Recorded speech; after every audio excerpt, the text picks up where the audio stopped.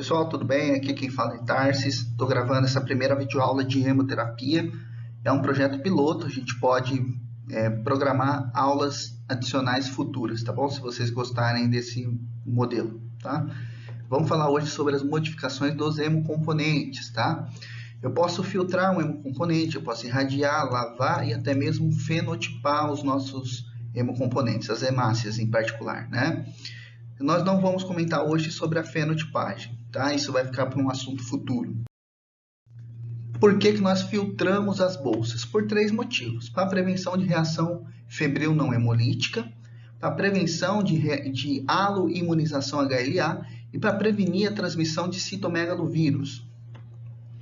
Não consigo proteger contra DASH. Observe a nossa bolsa de sangue, tá? O nosso concentrado de massa ele é rico em leucócitos, tá? Neutrófilos, células apresentadoras de antígenos e linfócitos, tá lá, rico. Temos cerca de 2 a 3 bilhões de leucócitos por concentrado de hemácia, é bastante coisa, tá? Esses leucócitos, eles morrem dentro da bolsa e liberam citocinas, né? Eles degeneram e liberam citocinas. E essas citocinas podem ser infundidas no paciente, tá? Se o leucócito sobrevive, dentro do paciente ele vai ser destruído, tá? E dentro do paciente libera citocinas. Esse é um dos mecanismos pelo qual a febre pode ocorrer pós-transfusão, tá? Aquele leucócito liberando citocina. Temos uma célula muito importante, a célula apresentadora de antígeno, que também está lá dentro do concentrado de hemácia. Essa célula apresentadora de antígeno carrega os antígenos HLAs do seu doador e vai apresentar esses antígenos para os linfócitos do paciente. Os linfócitos do paciente, né, vão montar uma resposta imunológica contra esses antígenos HLAs estranhos e vão produzir anticorpos anti-HLA.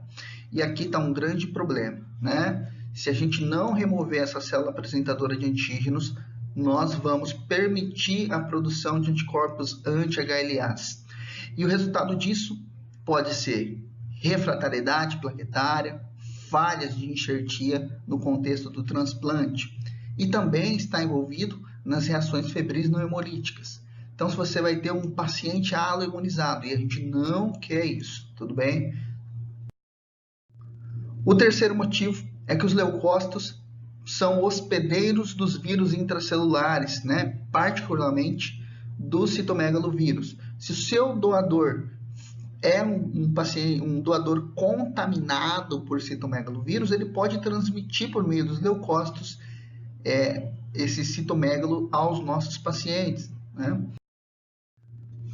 Para tirar o leucócito, eu vou usar filtros leucorredutores, filtros de terceira geração. Eles podem vir acoplados às bolsas, né? Vocês vão conhecer isso, ou eles podem ser comprados à parte como filtros de bancada. Então, temos os filtros inline, acoplados às bolsas, e os filtros de bancada, que são comprados separadamente.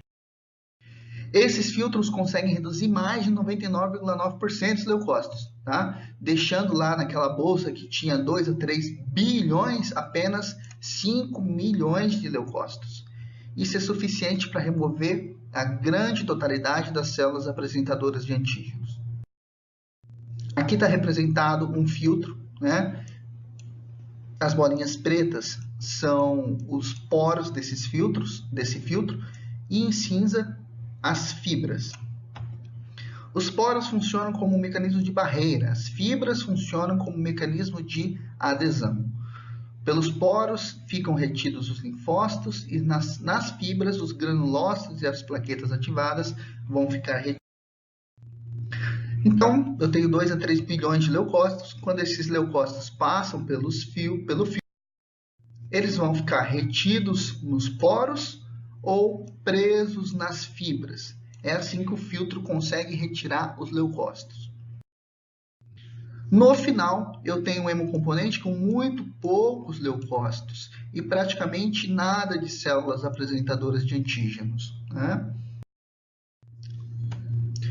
Eu posso fazer uma filtração pré-estoque nas primeiras 48 horas ou posso fazer a beira-leito, tá? Como reações adversas, podemos ter hipotensão, né? E reações alérgicas. A hipotensão ela é gerada por conta das bradicininas. Quando o sangue passa pelo filtro, ele gera bradicinin pelo sistema de contato, e isso pode causar uma hipotensão no paciente. Reações alérgicas são raras, são incomuns. Atualmente não fazemos mais filtração à beira-leito, isso caiu em desuso. Nós fazemos pré-estoque, é isso aqui que a gente faz. Coletou a bolsa, sobe para o fracionamento e lá essa bolsa é filtrada com menos de 48 horas. Vantagem aqui é que eu tiro aquele neutrófilo, aquele leucócito, antes que ele degenere e antes que ele libere citocinas na bolsa. Quando eu leucorreduzo? Leucorreduzo pacientes para evitar a transmissão de citomegalovírus. Então, RN com menos de 1.200 gramas, transfusão intrauterina. Aqueles bebezinhos que não entraram em contato com o citomegalovírus. Pacientes HIV de transplante gestante com status sorológicos para o citomegalovírus negativo. E aqueles pacientes com imunodeficiência congênita. Nesse grupo de pacientes, uma contaminação por citomegalovírus é desastrosa. Eu quero tirar esses leucócitos para prevenir isso. O segundo grupo de indicação são aqueles pacientes politransfundidos, anemias hemolíticas, hemoglobinopatas, leucemias agudas, anemia plástica, TMO. Aqui o paciente ele é politransfundido, ele entra em contato com vários HLAs, com várias células apresentadoras de antígenos, e ele pode fazer uma série de anticorpos anti-HLAs. Então nós queremos evitar isso, tá bom? Então, segunda indicação aí da gente filtrar a bolsa. E por fim, aquele paciente que teve uma reação febril, eu observo. Teve a segunda reação febril, eu vou ter que filtrar a bolsa, né? Então, 2 reações febris para cima, o paciente tem indicação de leucorredução, de filtração da bolsa. Quando que eu irradio? Eu irradio para prevenir DASH, tá bom? Doença do enxerto versus hospedeiro, mais um DASH transfusional. Eu inativo os linfócitos T por meio de irradiação. Observe que a filtração não é suficiente para eliminar linfócitos T, tá bom? Eu preciso de uma fonte irradiadora. A dose padrão é de 25 grays no plano médio, você precisa decorar isso. E nos demais planos não pode ter menos de 15 e nem mais de 50 grays. A fonte irradiadora pode ser de césio ou cobalto, que liberam raios gamas, ou pode ser o próprio acelerador linear, aquele aparelho da radioterapia. Esse aparelho libera raio-x. Está lá a irradiação. A irradiação consegue eliminar os linfócitos T. E eliminando o linfócito T, ele não tem como se enxertar no seu paciente. Olha só.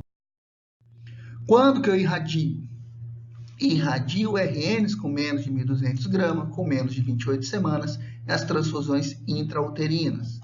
Irradio imunodeficiências graves e supressões pelo transplante. Esses pacientes aqui são pacientes imunodeprimidos.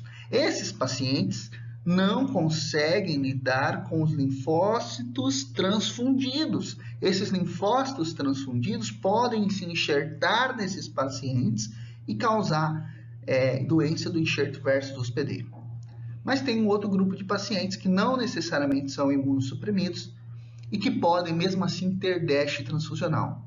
Esses pacientes são aqueles que recebem componentes HLA compatíveis e transfusão entre parentes de primeiro grau, tá bom? A gente vai ver isso com mais calma no próximo slide.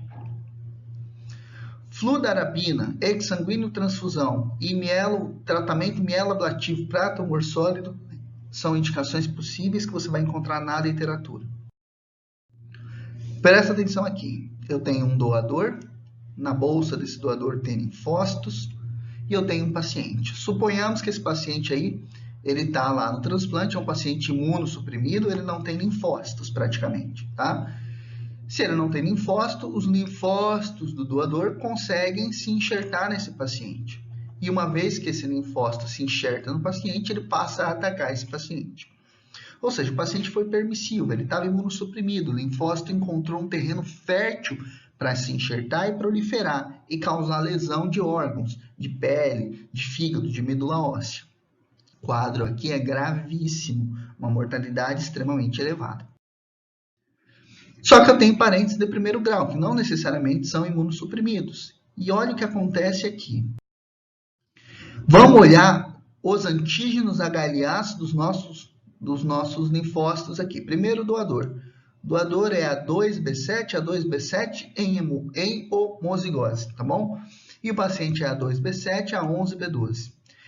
Presta atenção aqui, ó. O paciente não enxerga nada de estranho no doador, tudo bem?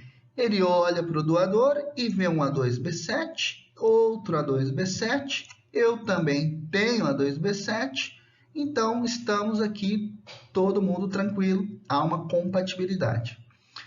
Se há uma compatibilidade, uma vez transfundido, ele consegue se enxertar no paciente. Ué, mas se ele se enxerta no paciente, ele passa a enxergar o A11B12, né? E ele não tinha A11B12, ele era só A2B7, ele não tinha A11B12. Se ele não tinha A11B12, ele passa a atacar o nosso paciente e causar DASH, doença do enxerto versus hospedeiro. Aqui existe uma compatibilidade de via única. O paciente é compatível com o doador. O problema é o doador que não é compatível com o paciente. Lavagem. Quando que nós vamos lavar as bolsas? Eu lavo para tirar proteína, para que fique menos de 500 miligramas de proteínas residuais. E para que eu quero tirar proteína? Para prevenção de reações anafiláticas. Consigo remover um pouco de leucócito? Consigo, mas lavagem não substitui a filtração, tá? A portaria, ela tem o artigo 89, que vai falar sobre a lavagem. A lavagem deve ser feita com solução estéril de 1 a 3 litros. O objetivo é que as proteínas residuais sejam abaixo de 500 miligramas. Eu vou lavar para profilaxia de reações alérgicas. Eu quero prevenir reação alérgica. E também posso lavar toda vez que eu tiver um paciente deficiente de IgA. Calma que a gente já vai ver isso, tá bom? Não indico a lavagem para evitar aloimunização. Não está indicada para isso. Tarcia, mas eu não tiro um pouco de leucócito? Tira. Mas não vai tirar a ponto de deixar a menos de 5 milhões de leucócitos, tá bom? Abrir o sistema para lavar, ele vai durar só 24 horas. Bom, então eu lavo para prevenção de reação anafilática e também posso lavar aquele paciente que está tendo reações alérgicas recorrentes. Observe aqui um paciente deficiente em IgA, né? Ele tem menos de 0,05 mg de IgA. Eu vou transfundir esse paciente e o meu sangue do hemocentro, normalmente, né? Como os nossos doadores são saudáveis, o sangue vem rico em moléculas de IgA, tá? Uma molécula dimérica. Aí você pensa assim, nossa, era muito bom, porque o paciente não tem IgA e ele vai receber um monte de IgA do sangue. Errado, né? Esse paciente que não tem IgA, ele forma anticorpos anti-IgAs, né? E o problema disso é que esse anticorpo pode ser da classe IgE. Então tá lá, o paciente vai receber, né? Ele tem anticorpos anti-HLAs e vai receber o sangue com IgA. Desculpa, anticorpos anti-IgA, né? Há uma interação desses anticorpos anti-IgA com as IgAs transfundidas, certo?